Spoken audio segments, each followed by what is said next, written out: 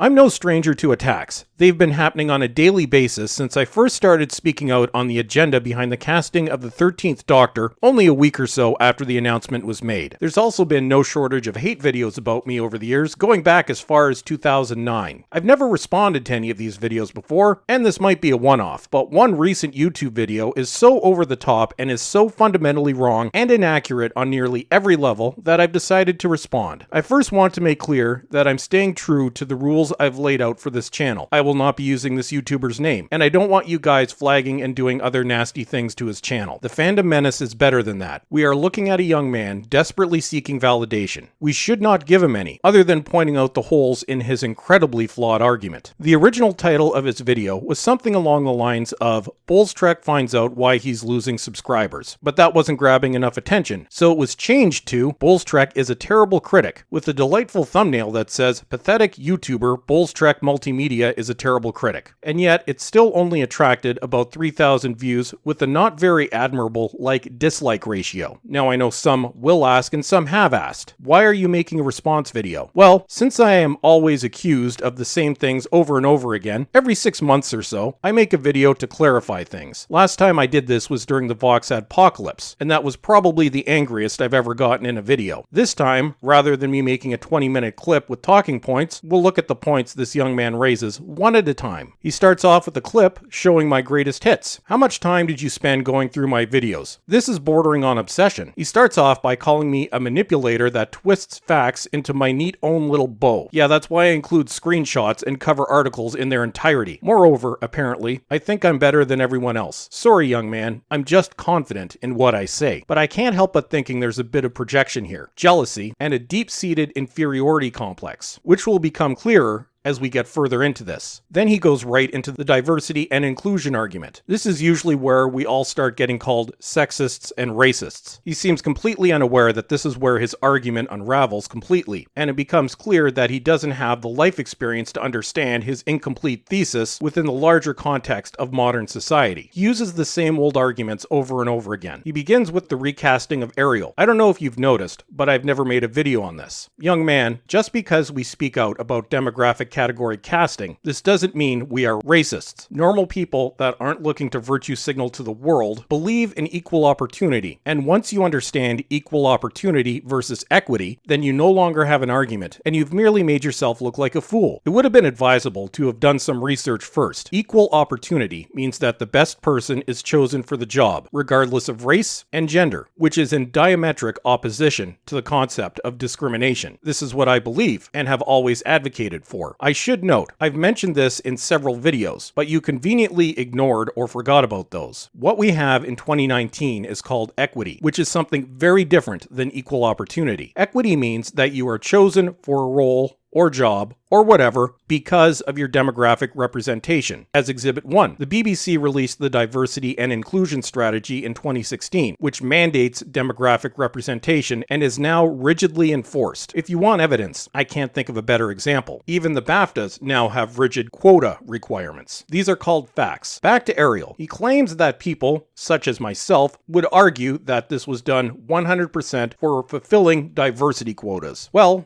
once again, since I've never made a video on this, then you're being a bit misleading. We can't say for sure why the Ariel casting was made in the way it was, although we can form a pretty clear hypothesis based on the evidence at hand, which indicates that this may have been a demographic casting. Demographic casting was definitely the case for the 13th Doctor. Chris Chibnall is on record stating that he only wanted to cast a female as the Doctor, and this was reinforced by the inclusion strategy. Again, research is your friend. You also make the accusation that I claim casting has nothing to do with the ability of the actress. Well, this must be taken on a case-by-case basis, at least with anything produced after 2015 or so. When we look at works prior to this regressive period, you'll see there are many talented actresses that were cast based on their ability. For example, Linda Hamilton in the first two Terminator movies, Sigourney Weaver in the Alien franchise. Buffy the Vampire Slayer is one of my favorite television shows of all time, right behind Star Trek, The X-Files, and Doctor Who. And Sarah Michelle Gellar was perfect casting. Some will say, wait, isn't Buffy a feminist show? Aren't you contradicting yourself? Actually, Buffy finds its roots in second-wave feminism, not third-wave feminism. And that wasn't the show's primary focus. Joss Whedon, before he went insane, was focused on telling a good story, not lecturing to us, and that's why the show was a massive success for 7 seasons across 2 networks and remains popular to this day. We can also look at 2 recent films that were not the direct result of explicit demographic casting because they were cast while adhering to what the source material dictated. They weren't gender or race swapped, and the results speak for themselves. Wonder Woman ranks in my top 10 superhero movies, and while there was some current year stuff in there, that wasn't the focus. And like Sarah Michelle Gellar, Gal Gadot was perfect casting, and the story was top notch. The result is both sides generally loved it. We'll touch on Wonder Woman again later when your video devolves into insults. The same could be said for Black Panther. It doesn't deserve the unconditional adoration it gets, but it was still a good movie. The problem was the narrative that the media built around it, a narrative that Marvel and Disney have now made their modus operandi, which will probably be their undoing in the end. Through the use of hyperbole, random clips taken from my channel, cherry-picked evidence, a few tweets, and a lot of supposition, and a complete misunderstanding of my overarching thesis, you place me at the extreme end of the argument, and in attempting condescension, you state, "There are idiots on the internet. Thanks for watching, and have a great day." Then after accusing me of doing nothing but name-calling, you refer to me as a douchebag, and then proceed to throw second-grade level insults at me throughout the rest of the video. He says he's surprised that nobody has kicked my ass sooner, and apparently, I need a good ass kicking. Well, if this video is anything to go by, I would say you have failed in that endeavor. He says I'm the type of person who thinks that I've won an argument with a woman by making a joke about her being on her period. When exactly have I done that? Citation needed. Then he says I'm the ultimate militant baby boomer. Only 4 minutes in, and you've already lost all your credibility. Time for a history and demographics lesson, because you don't seem to understand either. There are currently 6 living generations.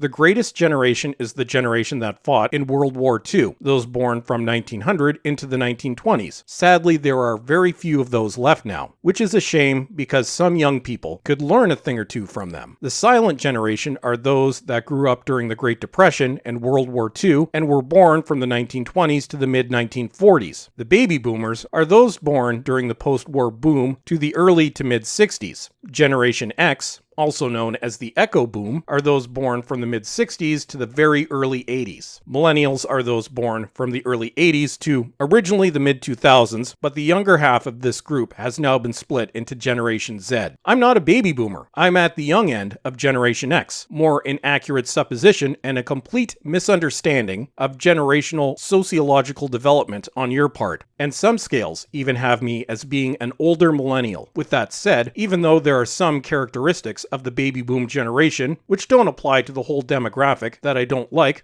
I will point out some observations that I've made about some members of your demographic, younger millennials and Generation Z, that I find somewhat hysterical. To be clear, most members of this demographic group are perfectly reasonable people, but unfortunately, I can't count you as one of them. And since you've made judgments on me without even knowing me, or even bothering to take the time to find out what my arguments actually are, even though I've made them clear in multiple videos, I'm going to make some judgments on you. Or perhaps, hypothetically, some young millennials and Generation Zers tend to be perceived as spoiled brats desperately seeking attention. There is some truth to this. Everybody is an idiot in their early 20s. Hell, I definitely was, but some of you take it to an entirely different level. Perhaps it wasn't your fault. After all, you've been brainwashed by the education system all your lives. But still, many from your generation are smart enough to see through the crap, while others are arrogant enough to think that they know how the world works. You don't. You come off as extremely naive and only underscore the fact that you have very little real-life experience. Perhaps you shouldn't write off everyone that is 5 years or more older than you. They might be able to teach you something. You have an unearned arrogance that is just absurd. Like everyone, someday life will knock you on your ass and you will look back at this period of your life with great shame. And then he says he was once subscribed to me and agreed with my arguments, which is that forced quotas are not a good thing. So you understand half my argument, but conveniently ignore the other half. A thesis statement has 2 parts, a statement and an explanation. If I could synthesize my argument into a thesis statement, it would be something like demographic casting is harmful to the film and television medium because it overtly discriminates against some while allocating unearned benefits and rewards to others, often resulting in an inferior product which is habitually infused with political and social ideological biases, and this exhibits a tendency to alienate and disenfranchise long-term fan bases, which ultimately damages the industry as a whole. He then goes into hyperbole again and extreme misrepresentation. He says, all we get now is an angry old man that rants every time a black person or a woman is cast in a role where there was once a white man. Paranoid that empowerment of demographics that don't match me will mean the depowerment of myself. Paranoid that too many films contain white men learning lessons and that this is a massive assault on me. And this is another point where you failed to do your research. Firstly, I was born in the late 70s, but I guess that's old by some narrow-minded and extremely inexperienced worldviews. My opinions and views are exactly the same as they were 2 years ago. You would know this if you did your research. What has changed is my style of presentation. Anyone with a modicum of intelligence can see the underlying messages and themes in my videos. It's also a matter of having a sense of humor, which is something that subset of that certain demographic seems to be lacking. The ability to understand humor indicates one's level of intelligence. So it's advisable that you do some reading. What I do these days is mock, quote, progressive culture. My videos are edgy, and they're meant to be that way because I no longer self-censor. Things have gotten to such a point of absurdity that one can only laugh at it. This subset doesn't seem to handle any form of aggression very well. You need to toughen up, or the world is going to eat you alive. As I keep saying, I don't care what demographic a person is, as long as they achieve success on their own merit and not because they just happen to fit the preferred category. Perhaps you should Google equality of opportunity versus equality of outcome, because this invalidates the entire argument you're trying to put forth in this video. Then he questions whether or not my channel is satire, but bases his evidence off replies to my Twitter feed. Then he asks if I am playing this up for my audience and questions my integrity. I guess integrity means publishing hit pieces on other YouTubers that you don't like to attract attention. Then he states that there has in fact been an overcorrection, but that I act as though equality is a bad thing. Again, a complete misunderstanding of equality of opportunity versus equality of outcome. As I said, because you do not understand what this means, you are objectively wrong in your assumptions. He says I am a guy that subjects myself to shows that I know I'll hate so I can get mileage out of them. Actually, no. I've been a fan of most of the franchises that I cover for most of my life. What my side of the argument rallies against is the destruction of every franchise we used to love. I grew up with Doctor Who, Star Wars, Star Trek, The Terminator, and was a diehard comic book fan when I was younger, and was a fan of the MCU. He says I don't talk about the story. I only talk about how men are presented in the story. Again, either you didn't watch my videos, or you're pretending you didn't. When doing an episode review, I dissect the entire thing. I just make it concise enough to fit into a 5-minute video. While I may not have gone into enough detail in some of my earlier videos, I sure as hell do now. He then says the politics in a show is irrelevant.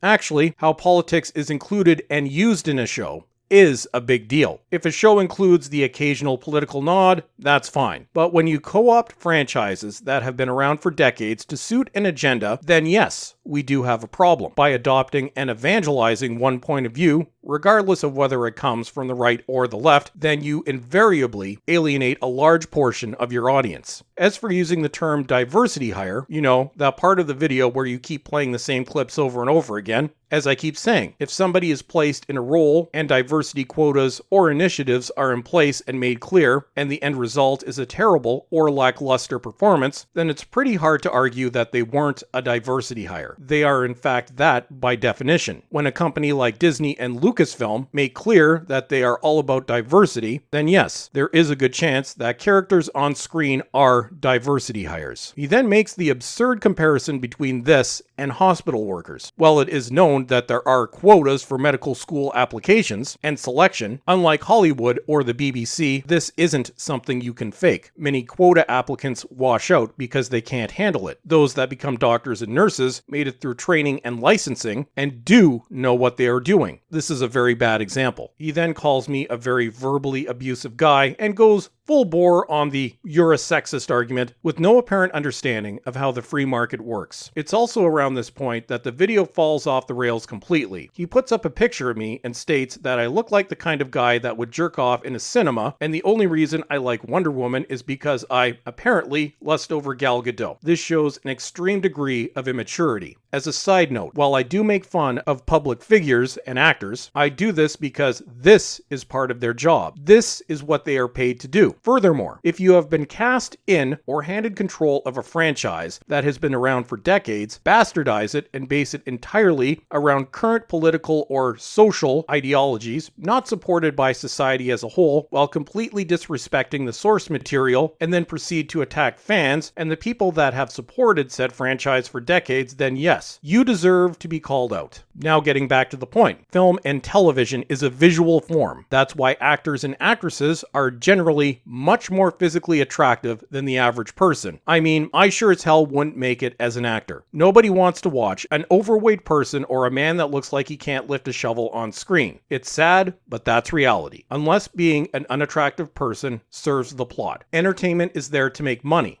At least it used to be. Moreover, you completely ignored the other part of my overall argument that actors, in addition to being visually appealing, have to at least have some charisma. Actors like Jodie Whittaker or Brie Larson have no charisma to speak of. Their performances are flat, and they are generally just unlikable people, and they have attacked fans of both their respective franchises. He then goes on a rant about me being a sexist. Believe it or not, many of my viewers are female, and they are just as disgusted with what has happened to entertainment as I am. They don't need someone with next to no life experience speaking up for them. They are perfectly capable of speaking up for themselves. And less than 10% of women call themselves feminists. Most find the entire third and fourth wave feminist thing reprehensible and deeply insulting. And here's where I will address an odd little fact about many of my critics. A disproportionate amount are people like yourself, young white men with a sense of arrogance and entitlement that they have not earned. They typically fall into two groups: young men desperate for female attention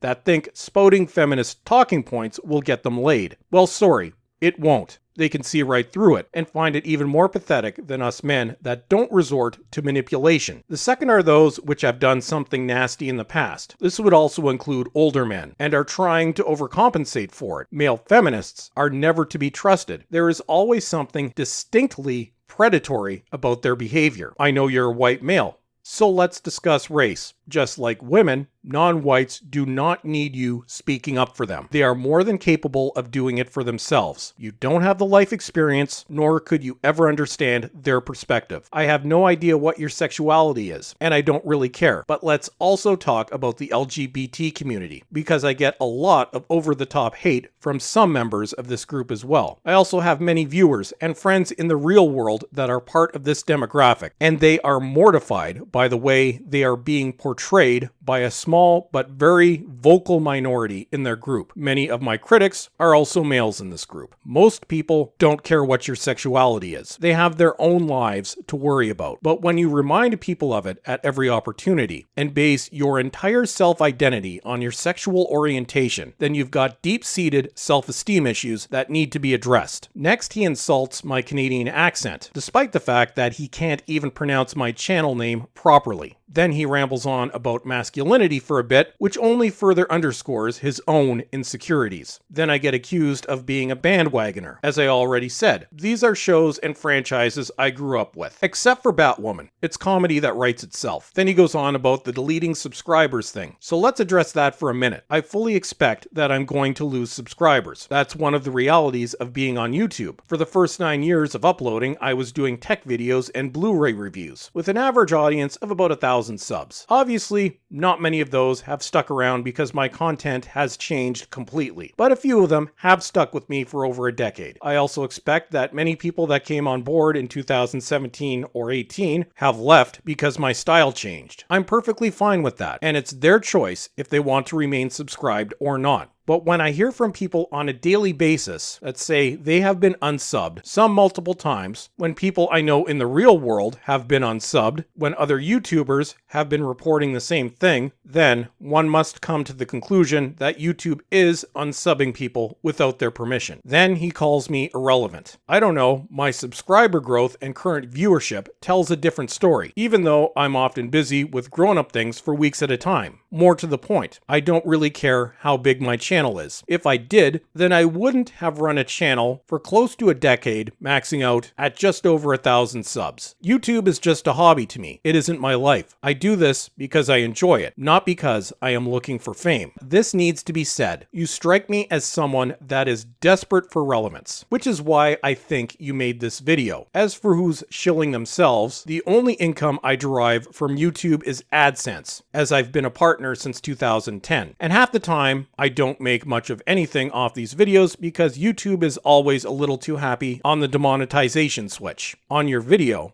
I was treated to 6 rolling ads, a shill for your Patreon right at the beginning, ads for merchandise, and a sponsorship. I'm not saying there is anything wrong with any of these, but it's clear you are trying to make a name for yourself, and you thought controversy was the best way to do it. You make it clear that this isn't the first time you've made a video of this sort. Attacking other YouTubers personally doesn't gain you any respect. It simply makes you look small and petty. The next part is going to sound harsh, but it's not an attack. It's simply advice. I've been on YouTube for a very long time, and I have one of the oldest continually active channels in the entire fandom menace. I have seen many channels, small and large, crash and burn over the years. I'm sorry, but you aren't cut out for YouTube in the long term. Every YouTuber that has seen success has 2 primary attributes. They are genuine and they don't take themselves too seriously. I have always been genuine, but I used to take myself way too seriously. I eventually stopped caring what people thought, hence the style change, and rather than falling into irrelevance, as you say, my sub count has doubled since I made the change earlier this year. You position yourself within both sides of the argument and just end up contradicting yourself. You make attack videos as an attempt to gain relevance, and your unearned arrogance and pomposity for someone that is much too young to understand how the world works makes you look foolish. YouTube and social media eats people alive, and because I've been doing this for so long, I can generally brush the attacks aside. I don't think you're capable of that. You need to reevaluate what you're doing. Now to end this, let's look at some of the videos that he used as an example, and we'll see how the general public has responded. There's always the accusation that it's just my viewers that watch and upvote my videos. Well, let's look at some facts. Less than 20% of my total viewership comes from my subscribers, and you can only upvote or downvote a video once. And while YouTube hasn't displayed keywords in years, I never use keywords like SJW or feminist. All my Doctor Who videos, for example, have the keywords 13th Doctor, Jodie Whittaker, Chris Chibnall, Doctor Who, and Series 11. The first video is the D23 Star Wars Episode 9 trailer is a disgrace, which has 15.5 thousand views, with 2,100 likes, which is 95.7%. The second video is Harley Quinn wants less male gaziness, 12,000 views, with 2,000 likes, which is 98%. The third is Batwoman's terrible second episode, published last week with 125,000 views, 6,100 upvotes, which is 97.1%. Then we have How Doctor Who Lost Its Mojo, 33,000 views, 2,100 upvotes, representing 92.6%, and that was a video that was swarmed by regressives. Finally, we have that awful new Terminator Dark Fate trailer, 23,000 views with 2,300 upvotes, a like ratio of 96.5%. Sorry, but the general public has spoken. And that's all I'm saying about this. And that's it for today.